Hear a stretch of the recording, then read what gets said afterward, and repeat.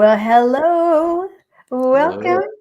Welcome, wonderful Jason. Thank you so much for being here. I actually am very excited to get to talk to you today.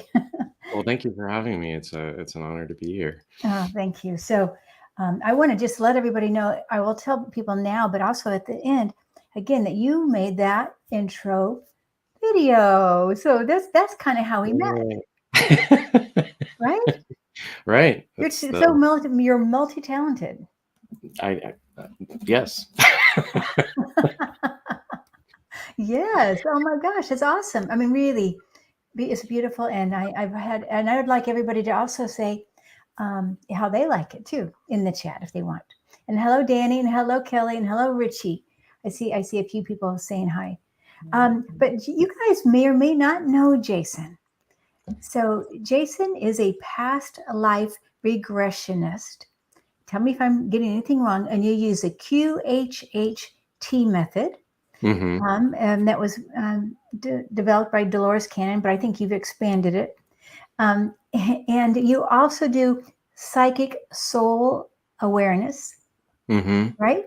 And Right. you do also a variety of other kind of regressions, a lighter one as well that you can do on Zoom. You do in person, and you do lighter ones, and you can do events as well.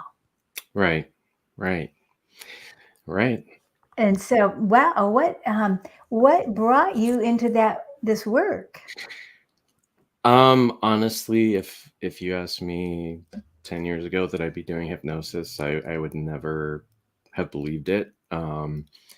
I have had many hats. I've worked in restaurants, and then I was a teacher, and then I was studying counseling, and I was in graduate school for counseling, and there was always this aspect of teaching and learning, and then also learning about the profession that, spirituality is recognized as a part of health and wellness, but it's not really addressed or talked about in practice just because it can be kind of a contentious topic. To where people might feel uncomfortable or think you're trying to convert them. And so it was I've always been kind of a spiritual person and motivated by philosophy and everything else. So it got me to the point where I was a little disgruntled.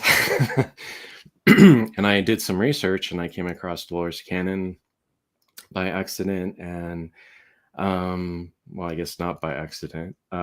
Yes. She did the hypnosis, and initially I just wanted to read a couple of her books for a change from school stuff, and then Uh-huh. it completely brought together all the questions that I've always had about mysticism and extraterrestrials and the higher self and spirit guides. And so I couldn't stop reading, and then I found out you can do the practice, and it took me a little bit, but I jumped right in, and I actually stopped my program, and I've been doing this full time for the past few years, and I I love it. I absolutely love it. Wow. And what I can tell that you're a deep soul. I mean, I don't know how I get that, but it just feels that way to me. hmm You've come here. I'm gonna go out there and just say you're a master. Mm, I'm gonna put it out into the universe that I'm just feeling called to say that about you. okay. And I know it's not just this, but it's just you came here to be a master healer. I think that's more the thing. hmm You're a master healer. So you're doing so many different things. And Kelly, by the way, Kelly Scarborough says she's also she's in Denver.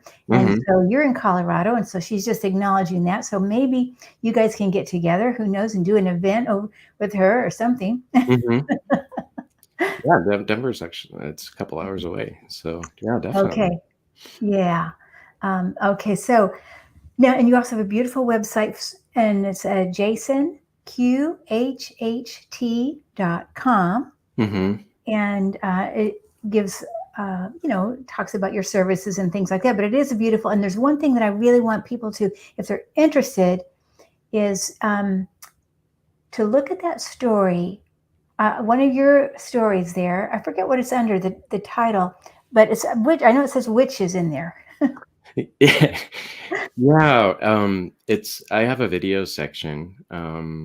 Yeah, that's it. Yeah, so I have, when I first started, I really wanted to make a couple of videos just to, I was still dealing with my own inner skeptic, even though I was doing the regression. So I felt really compelled to share the stories. And when I first started, I mean, I started right out of, I guess, the gate with really powerful, amazing sessions that still are those that really stand out to me. So that was, I think that was actually my second client that I ever had, and it was 2 lifetimes, and she was a witch, and she was, well, not a witch, she was accused of being a witch, and also she was a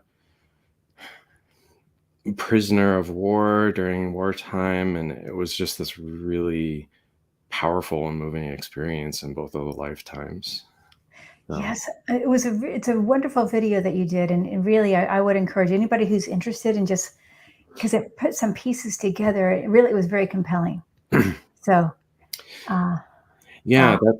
I mean, I guess with the QHHT, it's unique in that, I just through my own practice, I've met with clients who have had regressions in the past that aren't exactly, it's more of kind of like a field trip where they just are taken somewhere and then they come back, and you come back to full consciousness, and it's, oh, okay, that was nice. But um, the really beautiful aspect of doing the regressions and traveling to different lifetimes is that um, we can learn from it in terms of this lifetime. And that's really what the focus of QHHT is, that we can access different lifetimes that might provide us guidance in this lifetime, or it can help us to realize, I'm repeating this lesson over and over again, and I had this chance in this lifetime.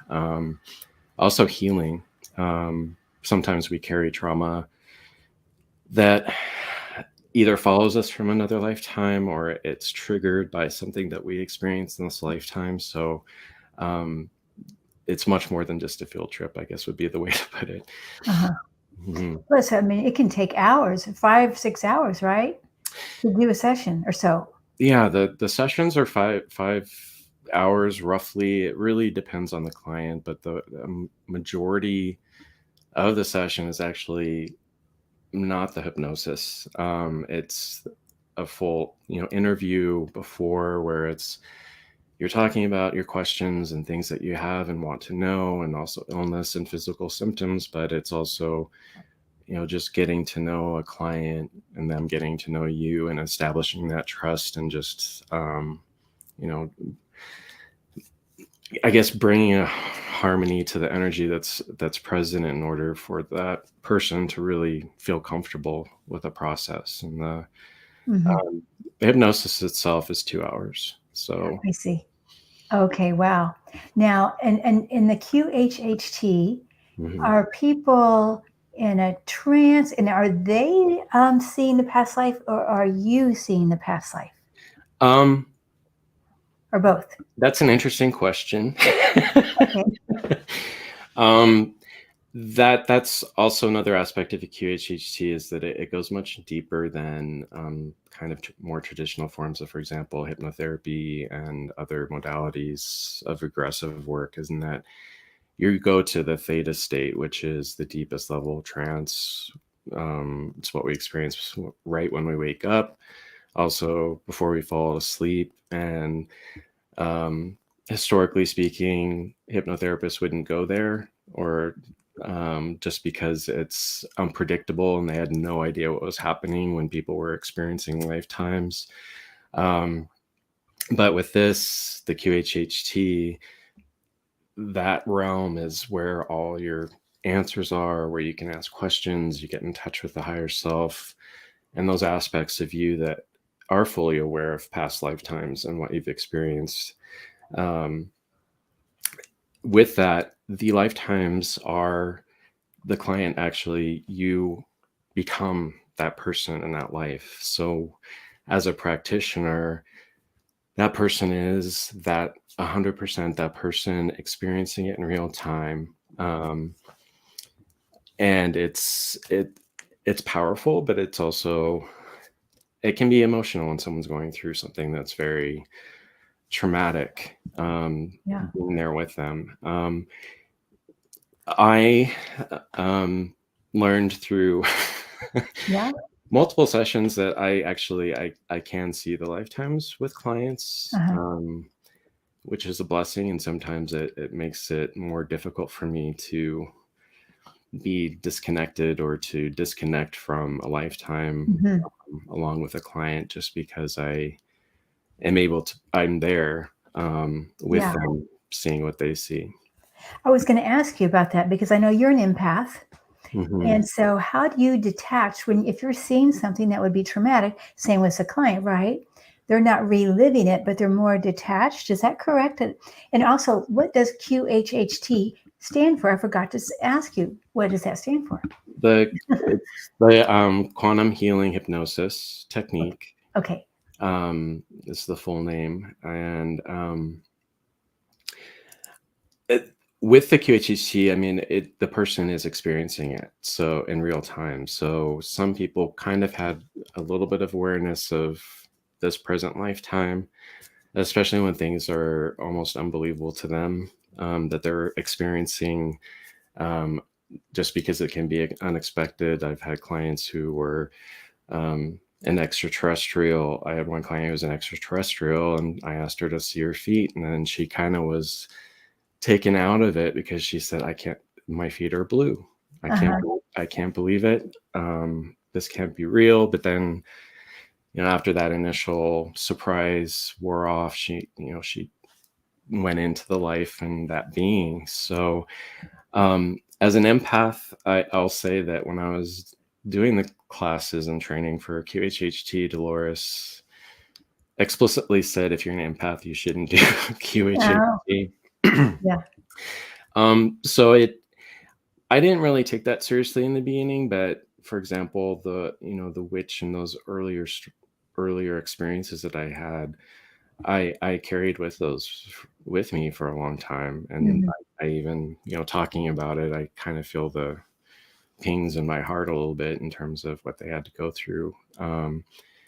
So I've learned to start doing, releasing and being able to disconnect and um, Okay. not let those affect me. Okay, because that's an important thing because I mean I get this question a lot Mhm. about people that if I'm, teaching something or whatever, and they want to know how do I disconnect from that energy. Yeah, yeah. I mean, the part of the hypnosis and when you're bringing a client or you bring clients out of trance is having them, um, you know, you say this lifetime that this person experienced is just for information and guidance and just for, to help in this lifetime. It will not affect him or her in any way, mentally or physically. And in fact, Dolores recommended we also mentally do that as well, so that we don't carry things with us as we move forward. Yes, yes. Okay. Um, you're kind of, I mean, I have a whole list of questions here. Okay, so do you find that most people come for a session because of an emotional thing or physical or spiritual or is it the whole range? It's a whole range. It's interesting. Some people come who are incredibly in tune with the higher selves. They meet with their spirit guides regularly. And in those cases, I almost wonder why, why are you coming to see me? But Yeah. there's always that part of our ego that makes us question and makes us think, well, maybe not. Or it's always much harder, I think, using gifts and abilities and awareness, reflecting on ourselves in terms of, am I experiencing it? Should I trust that? Should I trust myself? So with those clients, they just want the validation. Hmm. Sometimes it's more powerful to hear someone else saying it than your own internal voice. Hmm. Sometimes clients come and they have no real concept of higher self, Oh, wow. spirituality. It's more curiosity, and particularly in the area I live in, Colorado, it's not exactly a metaphysical mecca.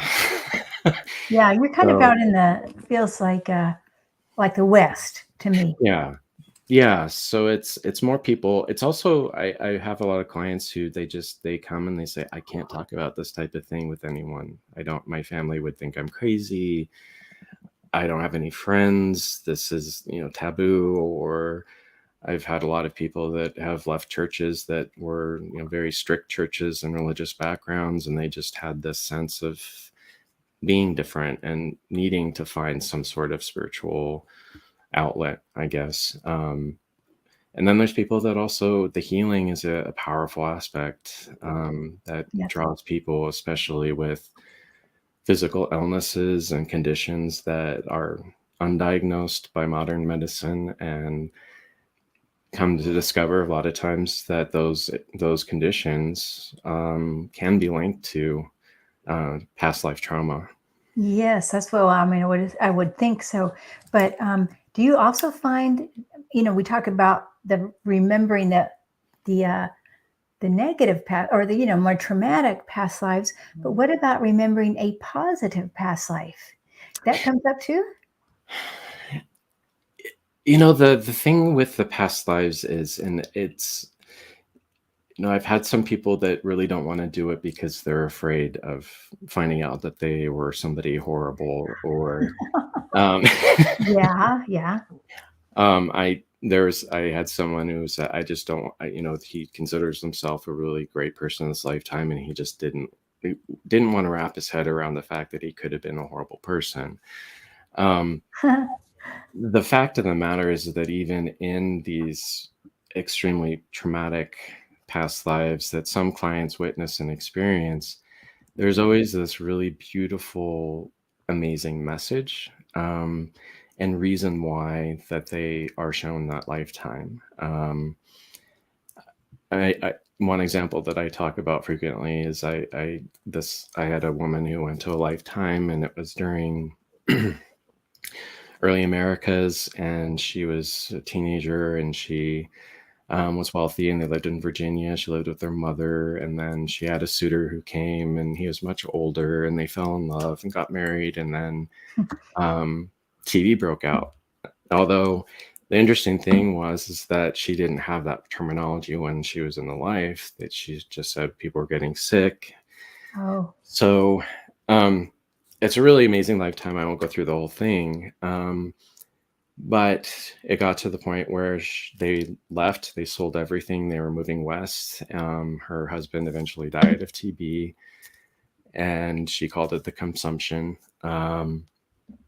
And the leader of this wagon train, it was just her and him that were left. And so they found this abandoned farm, somewhere in the west, and decided they're going to stay there, live there, plant potatoes and wheat. And some major drought happened, and he eventually one morning had deserted her on this farm. And she had no water and no food, and all she could do was hope for someone that could find her. And it was very emotional. And the amazing thing is she kept on going and trying to survive. And she did eventually die of dehydration. But part of the hypnosis is we move through the death and look back, and then also, asking the higher self or spirit team, why did you decide to show her this lifetime? And in this case, it was she knew the value of love and true love, that she had this loving mother and loving husband. And then when it was taken from her, that's where the real lesson and enlightenment came in. So it's traumatic, but also that's a gift that she holds even now, is that she really truly understands what it means to love and to be loved. wow. Is that a common theme about love? Because I mean, I hear this so much from the spirit world about love. So Yeah, important. Do you I mean, find it too with the past life? It is. It's always their love is always a core, um, and whatever level or form and manifestation is always seems to be part of the lesson. I mean, we're here to learn and grow as spiritual beings. This is a school, Yes. Mhm. but the one kind of universal theme, and it's even in sessions when I've been communicating with spirit guides and higher selves, it's always about love and forgiveness. Those are the two things that is all we need, is what they say. Love and forgiveness, right. Eh, Mhm. there's a song, isn't it, by the Beatles? Yeah, Love is all we need love is all we need.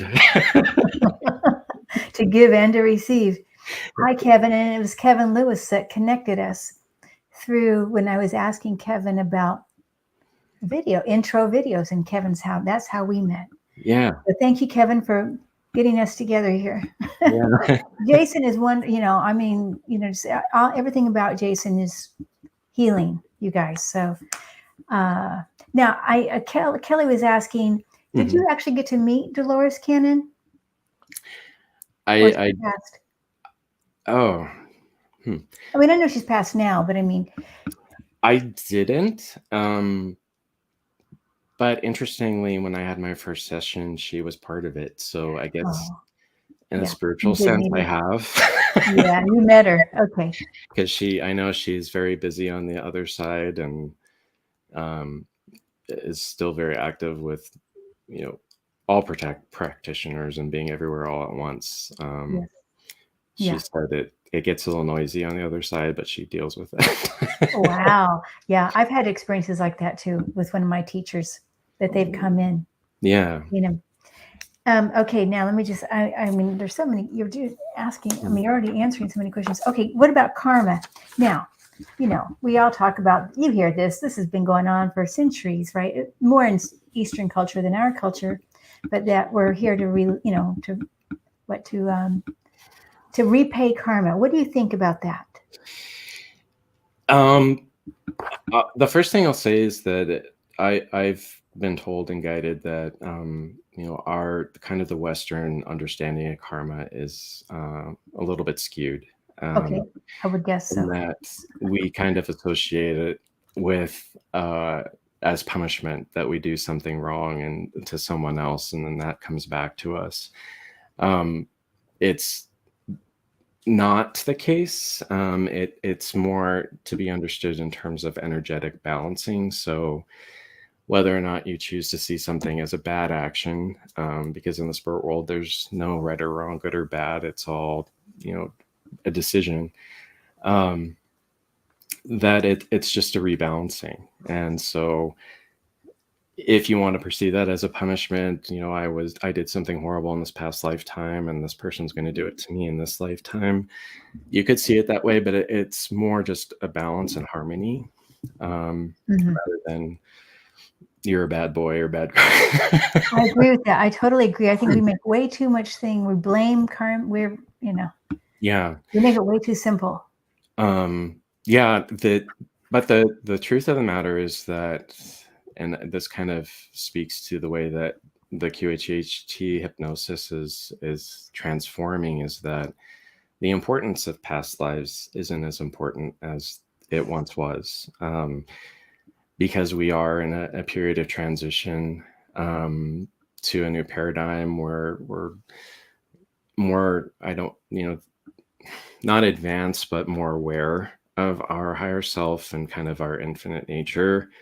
And with that, it's this point of we're leaving karma behind. Um, and they have said that it's a choice as to whether we stay on the wheel of karma or not. Oh, But it's not so much I hate this world and I want to leave. It's more, are you going to work in this lifetime to release past life traumas and things like that that you're still carrying with you? Um, and what's become apparent to me through my work is that a lot of us who are here now, um, were around during the times of Atlantis and uh-huh. Lemuria, and which was uh, catastrophic, extremely massive shared trauma. And a lot of us are here in order to release that and work through that.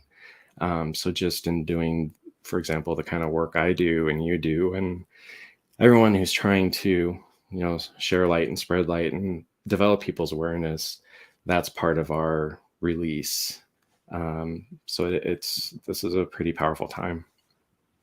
Yeah, yes. I mean, I hear it over and over.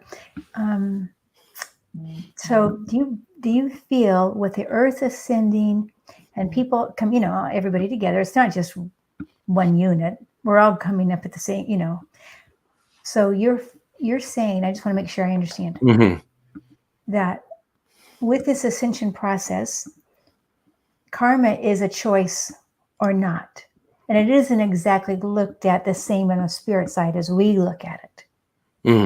Right. Okay. It's a choice more through your actions. So, for example, someone who sees spirituality as kind of magic and fluff and smoke and mirrors, and not something that really matters because I have to go to work and I have kids and everything else. Not saying that that's a bad thing, because there's no right and wrong. Yeah. But it's where we put our focus, and if we decide to, that this 3D reality that's been turning and cycling for thousands of years is the reality that we want to be part of and limit ourselves to, which is perfectly fine. There's no good or bad choices. That will be kind of the past paradigm, which is already kind of in existence now. It's more of a state of consciousness rather than like a physical space. Okay. So, the state of consciousness. Mm-hmm. So, I know Dolores Cannon has talked about the two earths. So would you say that's basically, it's not a location, it's a state of consciousness. Mm-hmm. Right?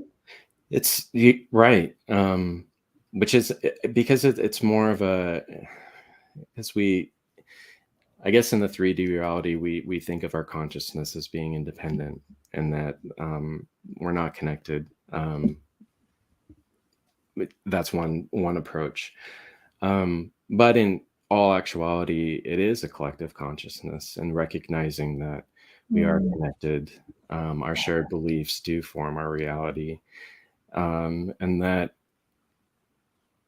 if we share the consciousness of, we are moving into or have been in movement towards a new paradigm, and that we do shape our reality collectively, that's the new earth in essence.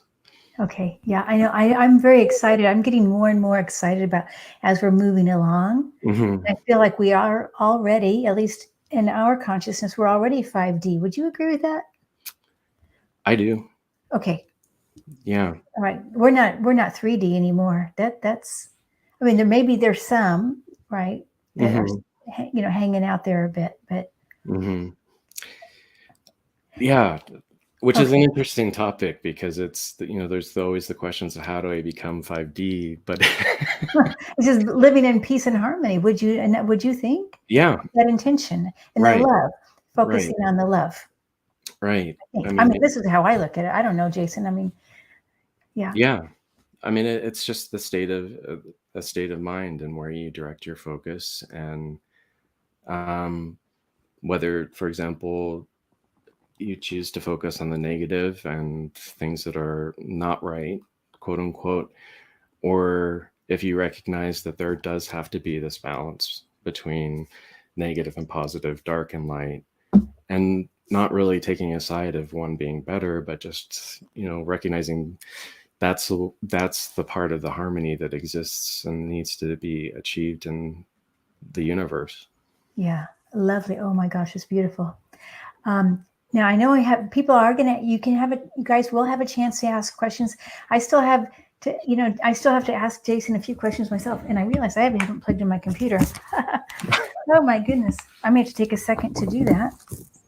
But if I can find my plug. Just a second. I'm sorry. I'm going to have to bend down and That's get my okay. plug. Or I don't know where. Oh, it kind of. Okay. Sorry. Just a second. Okay, wasn't that far. All right. So let me ask you about something else. What about galactic? Are you finding more people connected now? Are you? Is that coming up more and more? It is, which kind of goes, I think, in hand with what we were talking about with just the karma, and then a lot of us here now are part of. Well, it's always an important project, but it's such a crucial time in terms of just helping with elevating consciousness and the galactic, I guess, influence. Well, I don't want to say influence, but community. Uh-huh. Is becoming more prevalent in sessions, and it's at least with what I've been experiencing, because we are sent clients, quote unquote. I mean, not quote unquote, but um, clients find us, but it's more of a nudge. But the galactic community is present and is active, and there are a lot of things that are kind of manifesting now that are related um, to, I guess, just the reawakening of human beings to kind of our history and our past. Okay, lovely. I love that. Um, because I was wondering if we are remembering more, in your regressions, if you're seeing more of this coming up now, off It is. planet lifetimes. Yeah, so that sometimes, I guess, well, I guess the best way to put it is when Dolores was practicing and doing the work she was doing, it was largely the past lives, and she talked about picking potatoes lives where people just kind of were a farmer and that was it. Right. But there was still value in that in the sessions. But I've more and more clients are, it's not necessarily going to a lifetime. It's some clients just to see light and energy. Other clients have been part of or experiencing source and love and the infinite just bliss of being, quote, home. Um, Hmm. and there are a lot of us who are also, we've only been here a couple of times. Some of us didn't really want to be here again, but we've come back Uh-huh. Uh-huh. because there has been a call that has been sent out in terms of just helping with reawakening Gaia, the earth. And it's a powerful time, not only in just, the release of trauma, but a lot of us are powerful healers and powerful seers and manipulating energies and with heightened gifts and abilities. So it's, and so there are those of us who, well, most of us, almost all of us, have had other lives as other beings and entities. So Yeah. Do you ever run into now? I mean, I have so many more. I'm bringing up so many more questions. Okay, so yes, there's the galactic lives, but part of that too. I mean, lives as fairies or mermaids or whales, or you probably feel that too. I'm assuming. which is, it's like I get so so excited because I think it's just because I was a highly imaginative kid and I'm creative, and I used to, one of my closest friend was a tree. I'll admit that. And at the time it didn't seem strange and sometimes kind of sad. Sad.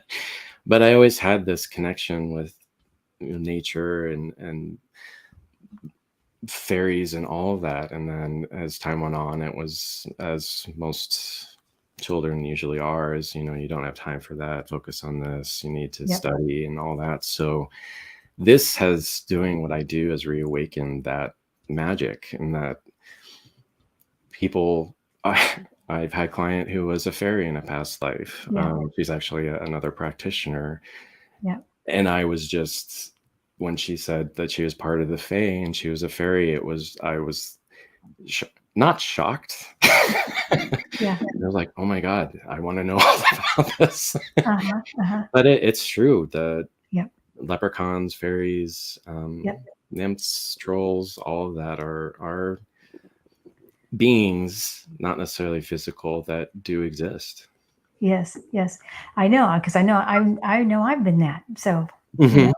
know, and I've seen mermaids too coming in for healing, and I figure I've been in the mermaid realm at one point. Mhm. You know, um, what about children who remember their past lives? Because some children do, right? Oh yeah, and they're talking about the dragons, and can you Right. discover your own past incarnations? So people are wanting to know about that too. I don't want to Oh, forget that. I know, because personally I know I have, but I want to hear what you say about it, because it's not going to be the same, what QHHT versus what mine. yeah. But anyway, oh no, oh yeah, children in past lives. So, what if it's traumatic? Then how do you deal with that? Or what if it's positive? I mean, what would you say?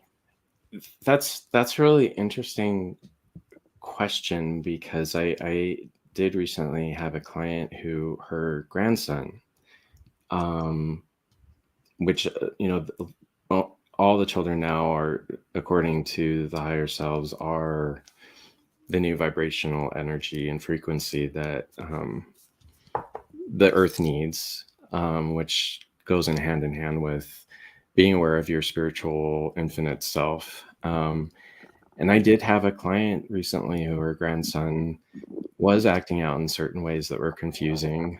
I won't say specifically, and somewhat disturbing. But it was because he had not vocalized that he was reliving um, how he had passed in his previous lifetime. Okay. So I think that we're at a pivotal time now where there is an aspect where this awareness needs to be put in place so that the children and generations that are coming in do have the support and awareness in terms of how to work with and through past life trauma, for example. And at the same token, I also had another client she was telling me about her son when he was 3 or 4, and he was fully aware of his past lives. He was fully aware of the fact that we choose our parents, and when and how are incarnated into the earth. And he had done something bad or wrong at home, and she had kind of said, chastised him for it. And he turned around and said, you're my second choice as my mommy. Oh my gosh, the second choice. So you have Yeah, a first, second, and third, perhaps? possibly, but it was the ultimate guilt trip in terms of you're my second choice, but I chose you anyway. Oh, wow. Yeah. Oh, interesting. Kelly's saying she would see end of a past life at night as I fell asleep. It was tragic, but it felt like pure bliss. I'm assuming the tragic death that was after that death. I'm Mhm, sure she felt the bliss. That's interesting. I have a friend who remembers a past life in World War II. mhm, And he remembered it up until he was about 9 or 10. mhm. And he remembered being chased. And then Hmm. I think he was caught. Yeah. I mean, there's lots of these stories, lots. Yeah, So we can always help these children by normalizing it. I think that's right. big. And it's also I mean, Dolores even spoke about this, and I've had some clients who were diagnosed with ADHD, and this is something that Dolores did, in fact, talk about. The fact that the higher selves and the spirit teams have acknowledged that ADHD is actually, in fact, a level of awareness and consciousness and vibration that is kind of the um, new earth, so to speak, and Okay. that it isn't a deficiency, but actually to where they process things faster and that they learn things within a minute. And it's all a matter of just being bored versus being hyperactive. So it brings a new awareness to just what we consider to be illnesses, mental illnesses. It gives so much more. Okay. Yeah. I would think about autism too, similar, that there's there's that higher consciousness awareness, I think. Right. Okay. Now here's a change. I'm switching gears a smidge. Our guides. Now that when you find the guides, because I know you do something a little lighter where you bring people to meet their guides, Mm-hmm. and it's not QHHT, right? Mm-mm. Okay. Now, something that I, picked up over whatever the years is that a lot of guides are Native American Indians.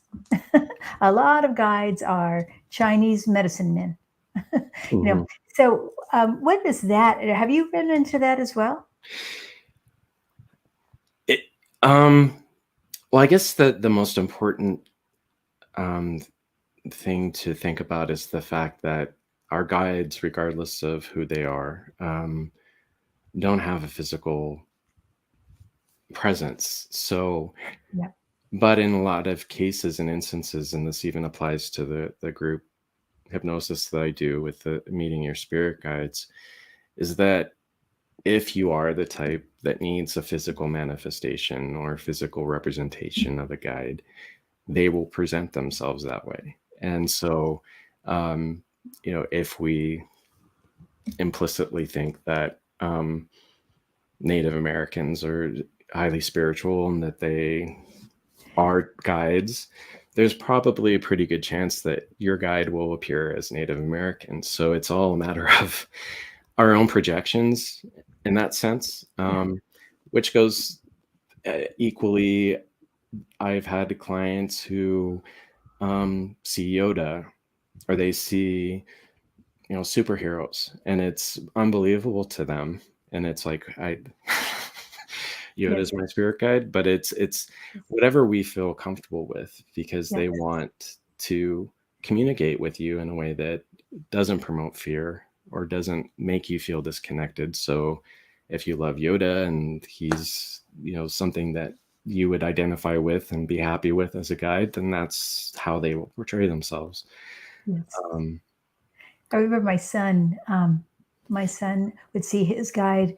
He was maybe 9, and he'd see his guide with all the swords and the gadgets, for protection, right? That you'd think of like a superhero, but in this gold and orange outfit, and he's really good at manipulating all. I think he had, I don't know, he must have had 5 swords. Mm-hmm.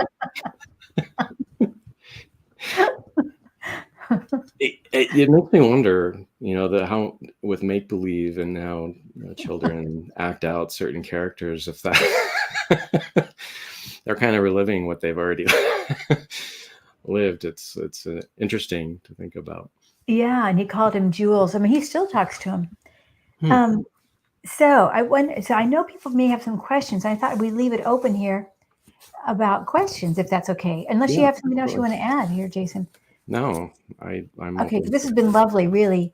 Yeah. Okay. I actually do have one more question. Mm-hmm. Sorry.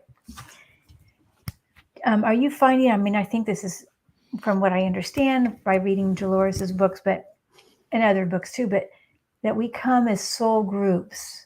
And what about that one black sheep or whatever? Let's just say, you're the galactic being from Andromeda, but the rest of your family is from the Pleiades. I mean, does that happen? You know what I mean?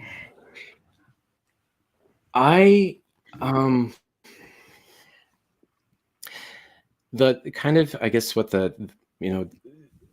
Dolores did speak of soul groups, and that could be kind of taken different ways. She does have the one book, the three waves of volunteers. Okay, right. I think I've seen that one. Yeah. Which kind of is that call that I spoke about that was sent out, that specific generations, for example, those who were born in, I think, the late 50s, early 60s were considered the first wave, who were kind of the test group in a way, and it's people that were coming, and beings and entities that were coming in order to help with the transition that we're going through and have been going through. And then the second wave are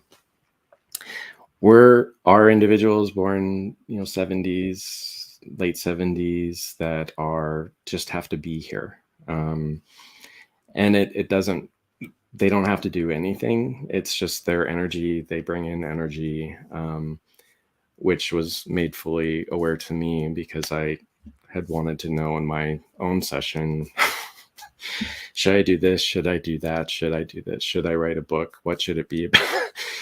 And the answer was, I just have to be, which makes sense. But at the same time, it was a bit of a letdown. And then the third wave onward, because we are past that third wave, are the healers and people who are coming back and things like that. So it's in terms of the soul groups with entities and extraterrestrials, it's more, we all share in past lives and different, and even many of us have multiple lives going on right now as multi-dimensional beings, and we could be different entities, extraterrestrials, energies all at once. So I think that people who identify as, or associate themselves with the Pleiadians or Andromedans and all that, have to remember that they're also in a process of learning and having lifetimes and everything else at a different level than we are, but that's actually starting to equalize. So I don't know if that answered your question. Yeah, I guess what I was thinking, because I know we travel in groups, I'm assuming, and then, but every once in a while, a person feels like I'm just in the wrong family. That's that's actually a really good question, because even in working with clients, a lot of the clients that I see feel like the black sheep. Like, Yeah. if I choose my parents, if I chose this lifetime, why did I choose this family? Why did they're so horrible. They're so mean to each other. They don't get me. And what's come through, and it's really a matter of perception, is that sometimes these individuals are higher level beings, are beings of light, are joy and love incarnate, and they've come in order to help that family learn about love and learn about how they can improve upon their life path, which is really powerful for a lot of clients, just knowing that, oh, I am light, I am love, I am always happy and joyful, I'm not weird, I'm not a black sheep, and that I can't let society really bring me down, because my purpose is to help people reach their full potential. But also an important aspect of it is that sometimes these black sheep decide to leave their family and say, I'm not going to have anything to do with them. They're all negative, and they don't really see what I can bring and teach them. And the higher selves are always say, that's fine. That's their choice. Yep. And in essence, they're choosing to stay on the wheel of karma by not really awakening to what a particular quote unquote black sheep is bringing to their family. Yes. Yeah, I love that. And you explain it so well. Yeah. Oh, thank you. Okay, Kelly has a question, and I'll put it up here. Has Jason seen any miraculous physical healings with your work? Yes. Yes. I've had, healings that take a while. But I did have one that really stands out to me, that was a woman that had severe thyroid issues, and she was extremely overweight, which was also due to the medication she was on. And it came through, which is typically the case with the thyroid, is that she has just kept everything in, her truth, speaking her truth. And then when anger is mixed in there in terms of not really releasing emotions and anger towards events or situations that have happened in someone's lifetime, the thyroid is usually the place where issues arise. And a lot of this particular client's anger also came from past lives, where she has been on the cycle of learning to speak her truth through several lifetimes. So it was an accumulation of not only this lifetime, but other lifetimes. And it's always a matter of asking for the healing from the higher self or the spirit team. And it's not always granted. Sometimes it's our life choice. It's our lesson for this lifetime, so they can't interfere. In this case, it did come to light that she was carrying multiple lifetimes of this anger in her thyroid.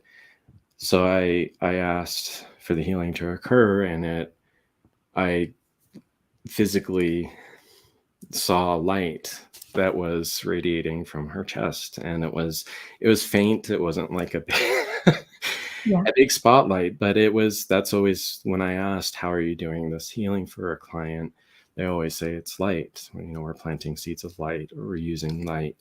And it was really beautiful. And I guess I didn't witness it firsthand because it is the thyroid. But she had written me weeks later. She had a medical appointment and said that she went in, and her doctor was just astounded and said that her thyroid was back to normal. There wasn't any Wow. imbalances. She didn't need the medication and couldn't explain it. Awesome. So I've heard feet adjusting. I've heard bones being adjusted for people with back issues, foot issues, which is, whenever it happens, it's always kind of shocking to me. Yeah. But it's truly miraculous. And I think that the thing that's really important just in the practice is that recognizing that we consider these higher selves and spirit beings, but the healing that happens is actually that person, that client is doing it themselves. Which is, I think, powerful in itself. It's not some mysterious presence. They're healing their body on their own. Yeah, because they've connected to the divine healing. I guess, I'm assuming. I mean, that's how I think of it in trance healing. Right. Oh, nice. Lovely. Somebody was asking, and they're just saying amazing, amazing. And then Ava is asking, do I have a lifetime that influences my life at present? What would you say to that?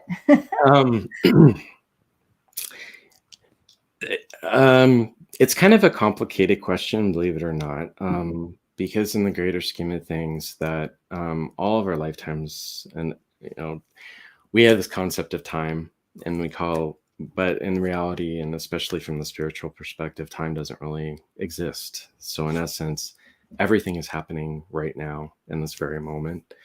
So we call it past lifetimes, we call it future lifetimes, but in essence, it's all happening all at once. So to say that, or the question with, does a lifetime that is influencing my present, is all of your lifetimes are actually probably influencing your present just as much as you're influencing them.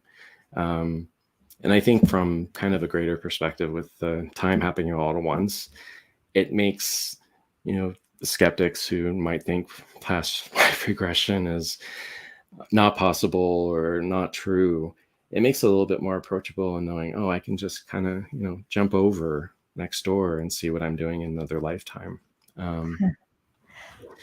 Now, this reminds me of a question. Are you finding that we come in with a theme? Like anything. It could be anything. It's so. I kind of mentioned it briefly, but Earth is a school, and we come here to learn. What some people don't want to accept or don't realize is that we plan out our whole lifetime before we get here. Yep.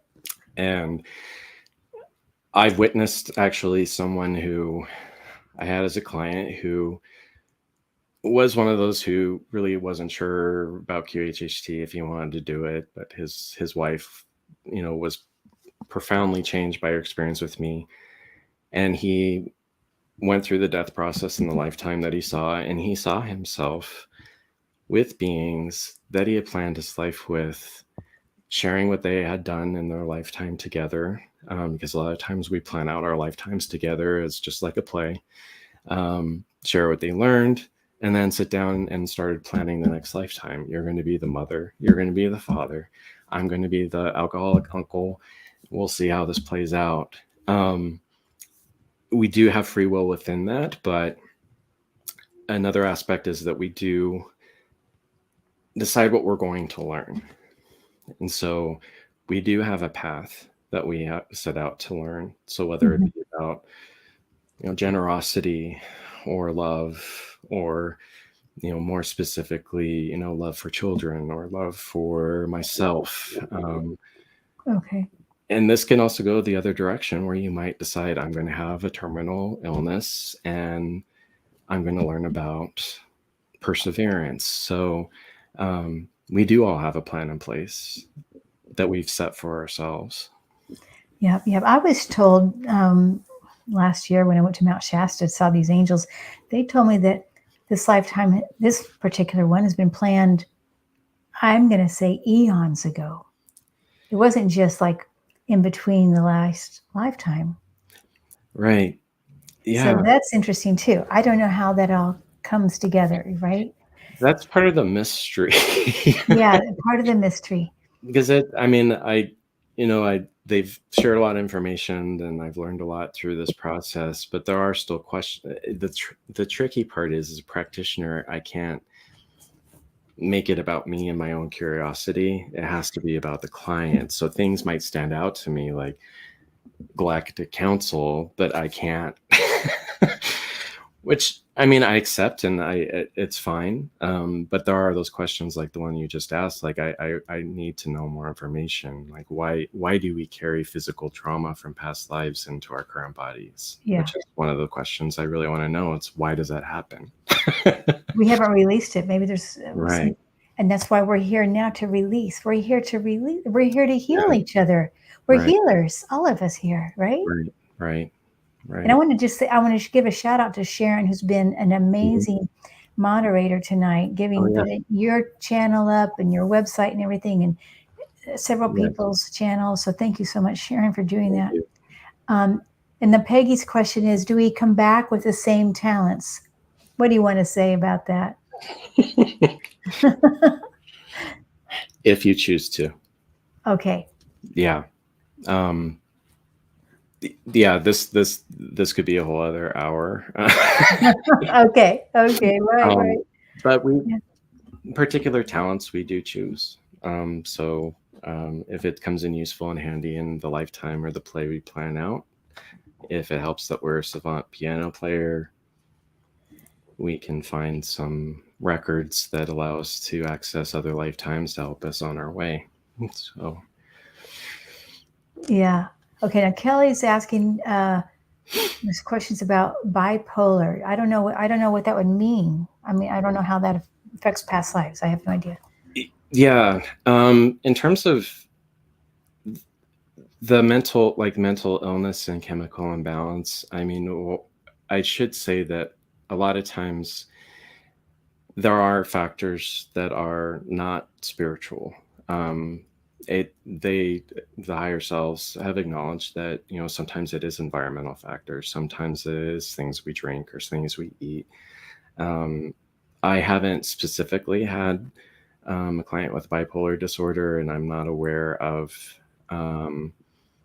anyone or any other practitioners. I would be very curious in terms of if there is kind of a spiritual past life aspect to that. I do know that schizophrenia is one that's complicated in the way that it's treated now, is actually the opposite of what should be done. And it does have to do with multiple lifetimes and confusion of timelines and everything else. Oh, wow. That's interesting. I would Yeah. have never thought that. Okay. Yeah. So it's not to say I don't know enough about the bipolar question, but it's Yeah. Or multiple personalities, right? Would that be right, schizophrenia, a similar vein, I'm assuming? right, right. Okay. Yeah. Wow. People are asking, yes, and thank you, Sharon, for saying happy birthday to everyone this month. Yay, March. I know Mhm, a lot of March birthdays. My mom, my son, my dad, so mhm. yes, happy birthday to everybody. And then somebody's requesting, come back and talk about repeating talent, lifetime to lifetime. So maybe I would love to have you come back, Jay. Would you? I don't know. Would you? I have Absolutely. found this amazing and fascinating. Yeah. I mean, there's so much that, I mean, it covers everything, encompasses everything. So it's hard to be able to really get into detail about any one particular thing. Yeah, yeah. Wow. Thank you. And I want to remind everybody where to find you. Mhm, jasonqhht.com. mhm. Okay, and then you do have beautiful blog, and then that video there is really nice. And then you do on some things online. You do events, and you also do some things on Zoom. Or no, I mean in person and Zoom. That you know what I Right.